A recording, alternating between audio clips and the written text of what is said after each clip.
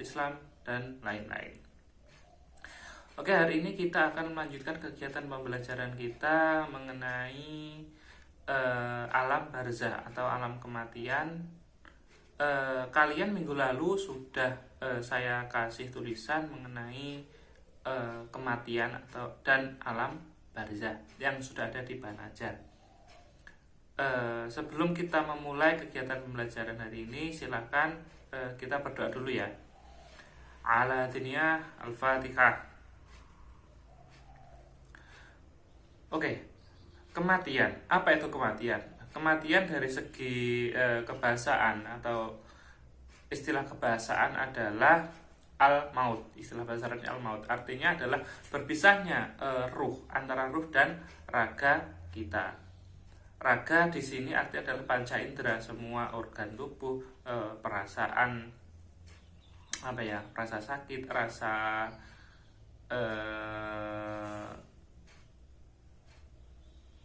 rasa yang macam-macam yang ada dalam diri kita sudah tidak bisa merasakan lagi karena berpisahnya ruh dari jasad kita. Menurut Imam Al-Ghazali,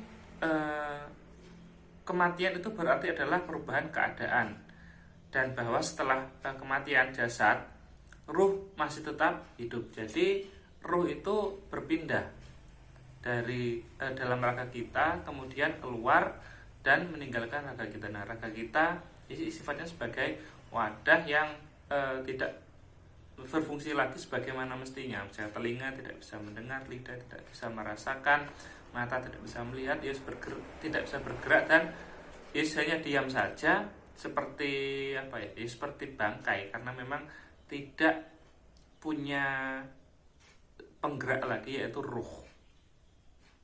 Nah, di dalam buku pegangan yang dipakai di sekolah kita, di situ dijelaskan bahwa Al-Quran mengatakan atau menunjukkan bahwa setiap yang yang mati itu pasti akan mati. Kullu nafsin dha'iqatul maut. Jadi setiap yang bernyawa pasti akan mati. Siapa saja yang bernyawa? Yaitu semua makhluk hidup. Semua makhluk di sini artinya adalah sesuatu yang diciptakan oleh Allah. Nah, kita sebagai umat Islam sebaiknya juga tetap mengingat kematian. Caranya bagaimana? Caranya ya tetap dengan mengaji, belajar, dan bila perlu kita ziarah kepada kakek-kakek kita, mbah-mbah kita, atau para guru kita, para wali yang dengan jalan tersebut kita bisa sedikit mengingat kematian, bahwa suatu saat kelak, mungkin beberapa tahun lagi, kita juga akan terbujur kaku dipendem bahasa Indonesianya apa? Dipendem ya sebenarnya, dikubur di suatu tempat yang sendiri, gelap, tanpa ada yang menemani. Nah, di dalam menghadapi kematian, orang itu menurut Imam Al-Ghazali dibagi menjadi 3 kelompok. Yang pertama adalah orang yang tidak mempercayai kematian, atau orang yang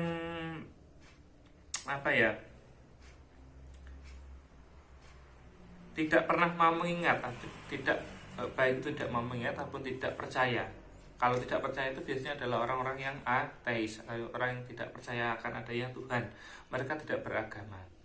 Kemudian dari golongan orang yang tidak mengingat juga ada orang Islam, namun dia terlalu disibukkan dengan urusan dunia, sibuk dengan bekerja, sampai lupa bahwa sesungguhnya kehidupan di dunia ini sifatnya sementara, dan sifatnya adalah sebagai sarana untuk kehidupan yang lebih kekal, yaitu kehidupan akhirat. Oke, dari tipe yang pertama itu ada 2 kelompok kalau menurut saya ya, kelompok orang ateis dan kelompok orang yang Islam tapi melupakan kematian.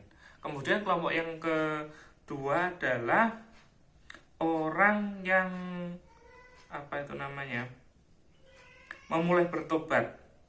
Dia jadi sebelumnya adalah ahli maksiat namun sedang memulai memperbaiki diri untuk bertaubat, namun di tengah perjalanan dia mengalami kematian. Nah, orang-orang ini akan takut sekali menghadapi kematian karena dia sadar di kehidupan masa lalunya dia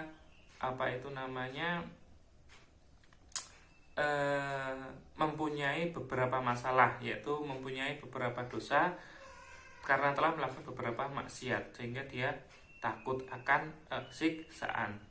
Kemudian tipe yang ketiga adalah orang arif atau orang yang bijaksana, yaitu orang yang apabila menghadapi kematian justru sudah siap dan sangat senang. Kenapa senang dan siap? Pertama, siap karena memang di dunia sebelumnya dia melakukan amal kebaikan. Amal kebaikan macam-macam, gak perlu tak sebutkan apa ya. Kemudian dia juga jarang maksiat. Terus kenapa dia senang? Selain siap, dia juga senang karena dia akan bertemu dengan sesuatu yang abadi, sesuatu yang dicintainya. Karena menurut dia kematian itu hanya perpindahan ruh saja dari jasad pindah ke alam lain, pindah ke alam barzah. Nah, dalam 3 kelompok tadi mungkin kita akan masuk pada kelompok yang mana? Mungkin ada kelompok yang kedua. Karena apa? Karena kita masih sering melakukan maksiat tapi juga sambil beribadah. Jadi atau sebaliknya, kita sering beribadah tapi juga masih maksiat. Kita tidak tidak seperti yang pertama, namun untuk menjadi seperti yang ketiga itu juga sangat sulit. Itu tingkatnya para wali loh, yang ketiga itu tingkatnya para wali. Kalau kita wong biasa mungkin ya kita tingkatnya yang nomor 2, yang tengah-tengah. Sebelum kematian kita akan menghadapi sesuatu yang disebut dengan sakaratul maut. Apa itu sakaratul maut? Sakaratul maut artinya adalah sakar. Sakar itu artinya hilang ingatan atau hilang rasa. Kemudian al-maut adalah mati atau berpisahnya ruh dari jasad. Artinya adalah yaitu keadaan di mana suatu rasa, suatu perasaan yang ada dalam diri kita, yaitu panca indera tidak mampu merasakan apapun karena menghadapi kematian. Karena menghadapi sakaratul maut itu sakitnya sangat luar biasa. Ada sebuah hadis yang diriwayatkan oleh Imam At-Tirmidzi mengatakan bahwa sakaratul maut itu sakitnya sama dengan tusukan 300 pedang. Bayangke nek silet wae lorone kaya ngono pol, apa maneh ditusuk oleh 300 pedang sing landhep kabeh. Lorone lek pol-polan, iya ta.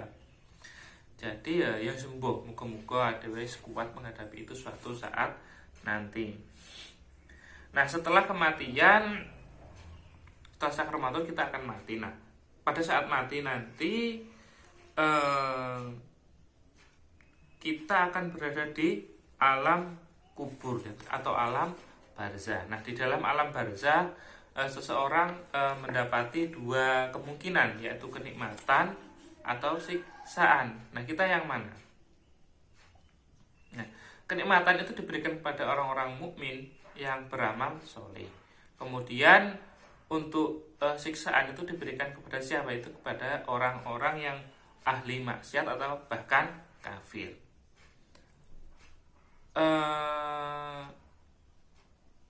Ketika nanti menghadapi kematian atau sudah masuk di alam barzah, itu nanti kita akan didatangi oleh 2 malaikat, yaitu malaikat Munkar Nakir, yang akan menanyakan perihal kabar gembira atau kabar duka. Kalau kabar gembira itu berarti kita akan diberikan kabar